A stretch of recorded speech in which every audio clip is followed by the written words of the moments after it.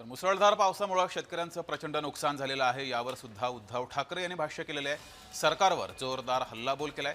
शेतकऱ्यांना मदत पूर्ण कधी मिळणार असा सवाल त्यांनी उपस्थित केलाय। तर उद्धव ठाकरे यांनी ही टीका केल्यानंतर त्यावर एकनाथ शिंदे यांनी उत्तरही दिलंय। पाहूया। पिकं तर सोडून गेलीच, पण अनेक ठिकाणी माझ्यासोबत आपण देखील होतात, शेत जमीनच वाहून गेलेली आहे। आणि मग त्याच्यानंतर मुख्यमंत्र्यांनी एक भलं मोठं पॅकेज असा एक गोंडस शब्द देऊन एक रक्कम घोषित केली। त्या पॅकेजचं पुढे काय झालं, का त्या पॅकेजचं पण ठिबक सिंचन झालंय हे कळायला काय मार्ग नाहीये।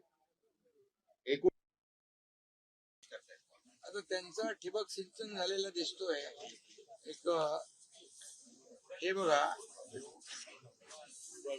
विभाग वाईज अमरावती डिव्हिजनला 3,415 कोटी रुपये, छत्रपती संभाजीनगरला 6,249 कोटी, कोकण डिव्हिजनला 40 कोटी, नागपूर डिव्हिजनला 716 कोटी आणि नाशिक डिव्हिजनला 1,553 कोटी, असे 14,000 कोटी रुपये 32,000 कोटीच्या पॅकेज पैकी पोहोचलेले आहेत। ही आकडेवारी आहे।